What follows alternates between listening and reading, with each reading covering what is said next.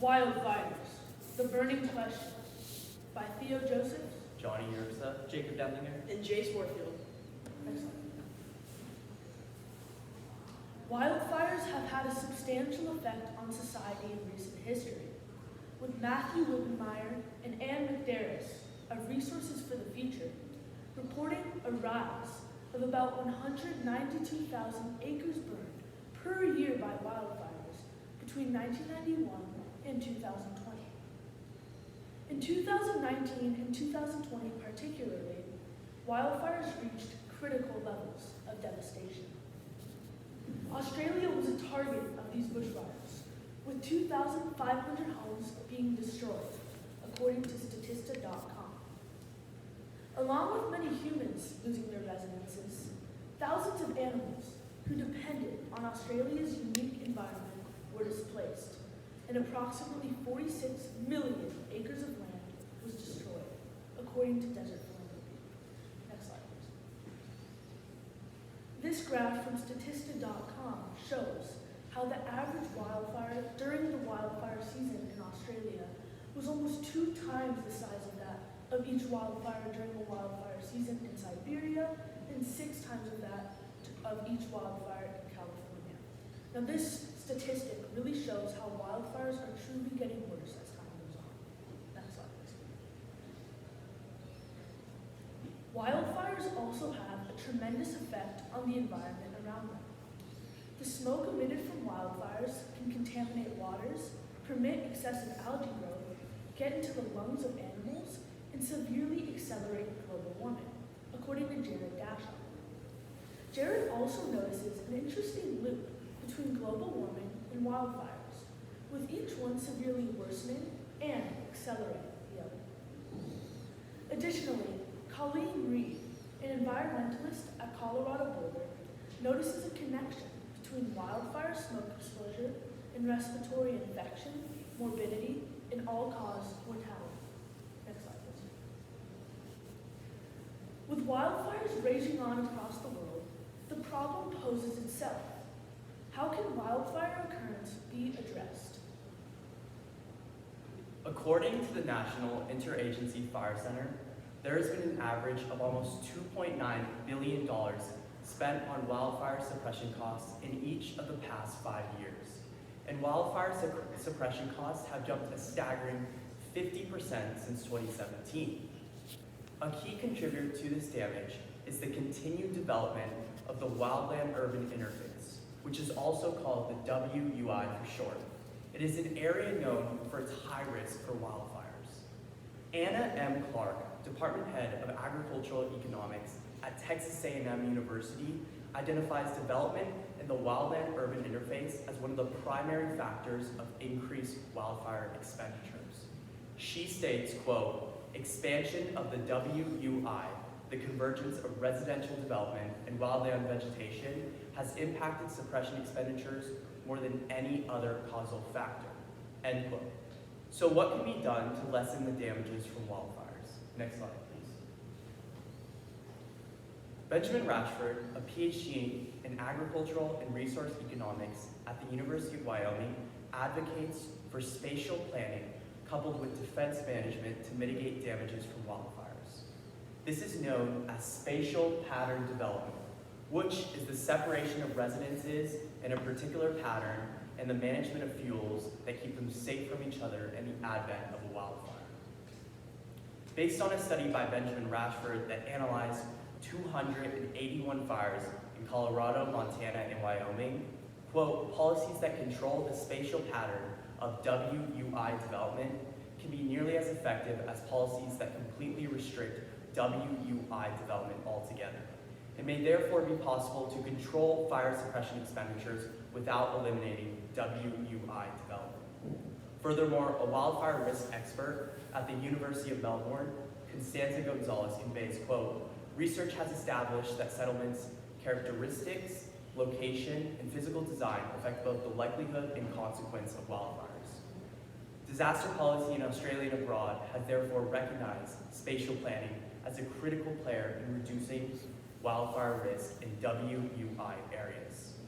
But suffice it to say that incentive programs or government aid programs should be introduced to execute this plan effectively. This advice is based on an analysis of wildfire management strategies from Oregon State economic professors Christian Langap and Juji Wu. Next slide, please. Our second solution is the indigenous method of prescribed burning. According to doctoral candidate Adam Grzork, quote, prescribed burning has been in practice in the traditional land management practices of many indigenous communities and has been used for thousands of years to maintain the health of ecosystems, end quote. The University of California expands on this notion by saying, quote, 200 years ago, someone walking through Yosemite would have not seen the densely packed forest we now associate with the Sierra Nevada. They would have passed through broad meadows and perhaps been even drawn to comment, as the Spanish did, on how the land appeared like a, quote, well-tended garden, end quotes. These statements indicate that the use of prescribed burning has been seen as effective for generations and for thousands of years by the people who have had the ample amount of time to test these methods. However, prescribed burning was made illegal in many colonized regions, and the effects of making it illegal have had disastrous impact, as indicated, ever since. Modern day observation and tests have revealed why the halting of this method has led to a more dangerous fire-prone landscape. Next slide, please.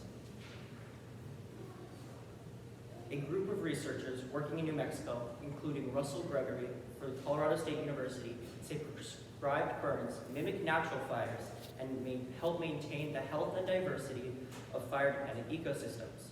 They remove dead plant material, reduce fuel accumulation, and promote new vegetation growth.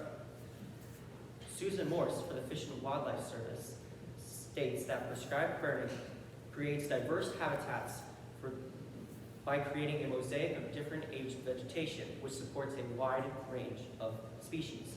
For example, the mighty sequoia tree in California can only reproduce after a fire breaks open its cone, and 200 other organisms that require fire to germinate. According to William Gerard, PhD of the Forest Service, prescribed burns improved forest health. They reduce the risk of severe wildfires and enhance tree growth by removing competing undergrowth and promoting nutrient recycling. However, Karen Short of the National Park Service stresses that prescribed burns must be carried out with caution and under the supervision of trained professionals to ensure that they don't get out of control and cause harm to people, property, or the environment.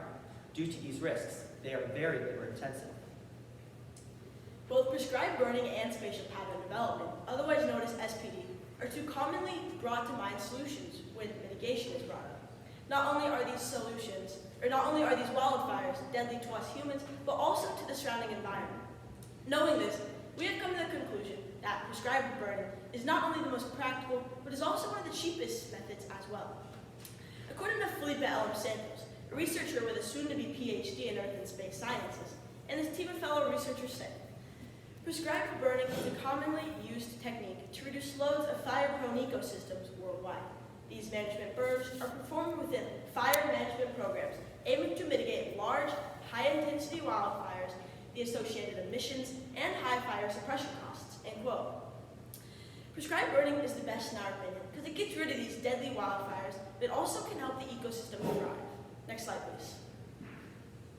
Spatial pattern development, on the other hand, is less practical due to the fact that it would be reshaping city layouts, initially costing a lot of money. According to David Wheel, a professor of economics at Brown University, and his team of colleagues say that populations around our world are not evenly split, nor have they ever been.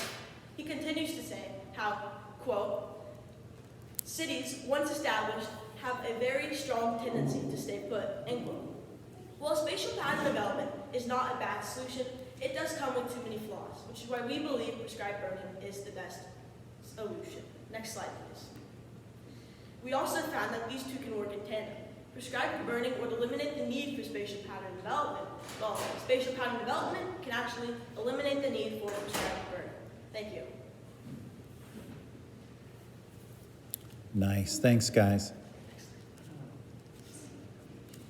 Okay, I got a few questions for you, and then we will wrap up your presentation. Let me just go from left to right. So Theo, you'll be first. If you could please describe an argument from one of your peers' individual reports that made you think differently about the team's final solution. So, at the end of our research, we decided that Jacob's solution of prescribed burning through indigenous methods, which is practiced by Native Americans, would be the best solution. This definitely changed my thinking about our resolution because in my own paper, I thought that technological advancements would be the most efficient, but I learned that those are purely theoretical. So I definitely learned from Jacob's research that prescribed burning is the best solution because we can learn from previous natives to our countries and indigenous people to address wildfires. Terrific, thank you. So let's see, Johnny, you'll be next. So Johnny, how did the group decide to include Jace's perspective into the overall presentation? Yeah, so Jason's perspective, he addressed the ecological implications of wildfires, and he talked about how expansive those impacts are, such as polluting water, causing animals to move to different environments and cities that they're not native to, and also causing algae growth. And we used his perspective strongly in our context to explain many of the ecological implications of wildfires, and we also used it to come up with our solution. We found that prescribed burning aligned with Jason's perspective very well, and it also prevented wildfires. So Jason's perspective helped our context, and it also facilitated us in choosing prescribed burning as our solution. Terrific, terrific. Jacob, give us one specific way that your thinking changed after you read Johnny's paper.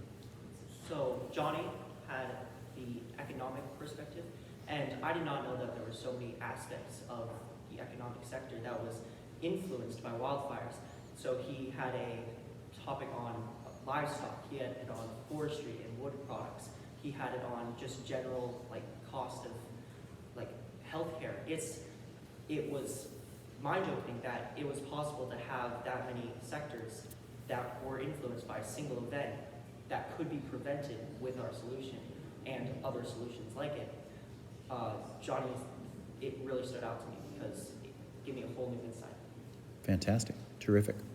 Okay, and then finally, Jace, if you guys had another team member, like if you guys had a fifth, what do you think you would have assigned to that person that might have helped to broaden your perspective, your solutions, all that stuff? So if we had a fifth team member, we would definitely have them research the social lens of wildfires because, for example, after the Australian wildfires, there were lots of activists and riots that came about because of how unique Australian landscape is and how this is going to affect the environment. So we would definitely have them research the social lens.